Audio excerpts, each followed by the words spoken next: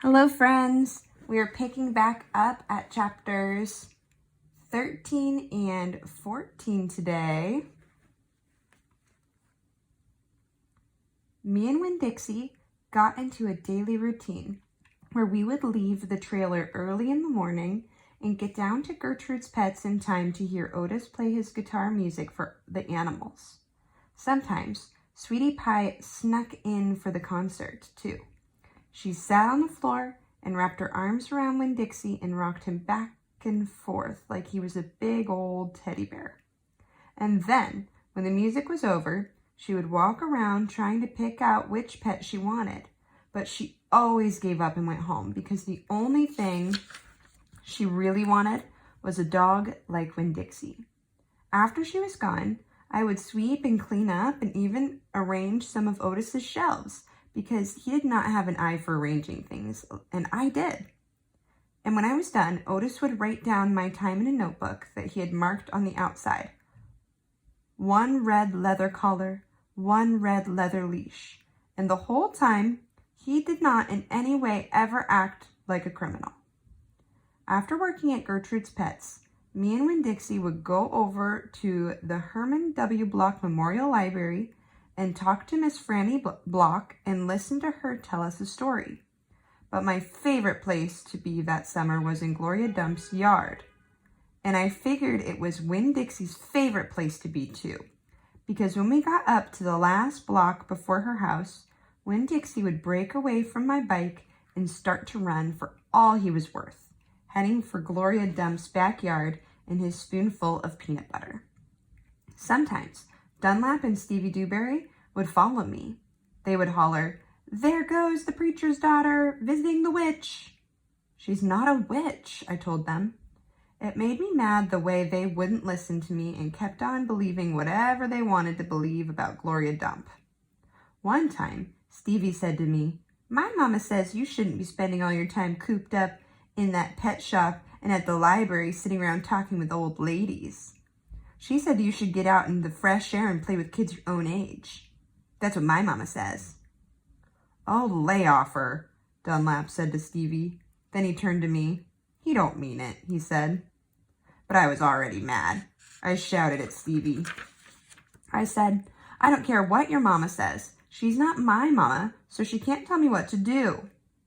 "I'm going to tell my mama you said that," shouted Stevie, "and she'll tell your daddy, and he'll shame you in front of the whole church. And that pet shop man is retarded, and he was in jail, and I wonder if your daddy knows that." "Otis is not retarded," I said. "And my daddy knows that he was in jail." That was a lie, but I didn't care. "And you can go ahead and tell on me if you want, you big bald-headed baby." I swear, it about wore me out yelling at the Dunlap and Stevie Dewberry every day. But the time I got to Gloria Dump's yard, I felt like a soldier who had been fighting a hard battle. Gloria would make me a peanut butter sandwich straight off, and then she would pour me a cup of coffee with half coffee and half milk, and that would refresh me. "Why don't you play with them boys?" Gloria asked me. "Because they're ignorant," I told her. "They still think you're a witch. It doesn't matter how many times I tell them you're not." "I think they're just trying to make friends with you in a roundabout way," Gloria said. "I don't want to be their friend," I said. "It might be fun having them 2 boys for friends." "I'd rather talk to you," I said. "They're stupid and mean, and they're boys."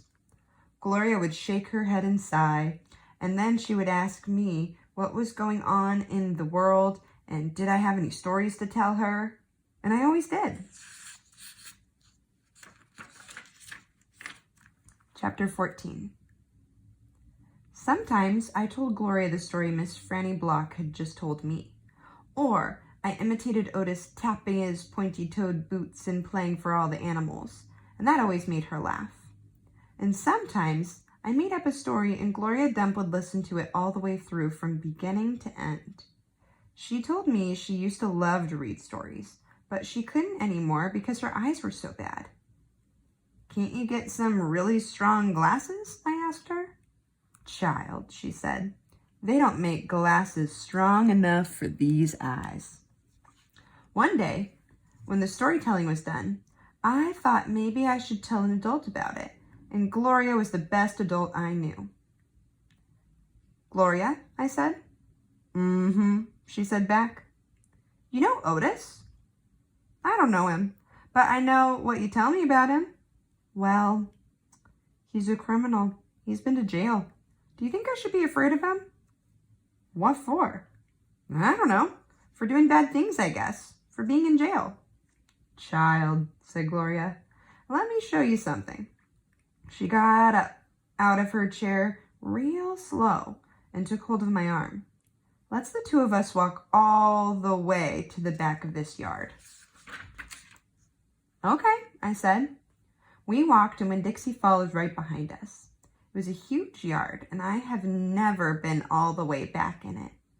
When we got to a big old tree, we stopped. Look at this tree, Gloria said. I looked up. There were bottles hanging from just about every branch. There were whiskey bottles and beer bottles and wine bottles all tied on with a string, and some of them were clanking against each other and making spooky kind of noise. Me and Winn-Dixie stood and stared at the tree, and the hair on top of his head rose up a little bit, and he growled deep in his throat. Gloria Dump pointed her cane at the tree. What do you think about this tree? I said, I don't know. Why are all those bottles on it? To keep the ghosts away, Gloria said. What ghosts? The ghost of all the things I'd done wrong. I looked at all the bottles on the tree. You did that many things wrong? I asked her. Mm-hmm, said Gloria. More than that. But you're the nicest person I know, I told her. Doesn't mean I haven't done bad things, she said. There's whiskey bottles on there, I told her. And beer bottles. Child, said Gloria Dump. I know that. I'm the one who put 'em there. I'm the one who drank what was in 'em. My mama drank, I whispered. I know it, Gloria Dump said. The preacher says that sometimes she couldn't stop drinking. Mm-hmm, said Gloria again. That's the way it is for some folks. We get started and we can't get stopped. Are you one of those people? Yes, ma'am, I am. But these days, I don't drink nothing stronger than coffee.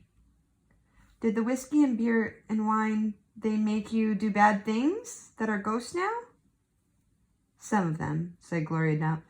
Some of them I would have done anyway, with alcohol or without it, before I learned. Learned what? Learned what is the most important thing. What's that? I asked her. It's different for everyone, she said. You find out on your own. But in the meantime, you got to remember, you can't always judge people by things they've done.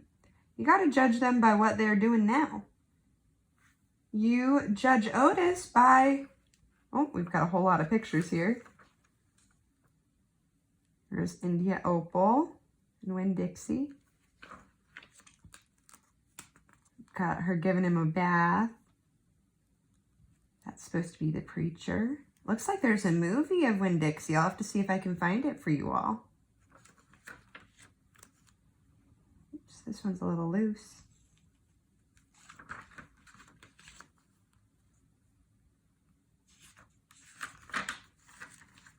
All right, let's see. It said, you judge Otis by the pretty music he plays and how kind he is to them animals, because that's all you know about him right now. All right? Yes, ma'am, I said.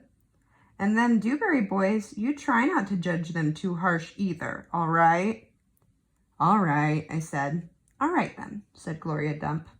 And she turned and started walking away. Winn-Dixie nudged me with his wet nose and wagged his tail. When he saw I wasn't going, he trotted after Gloria. I stayed where I was and studied the tree.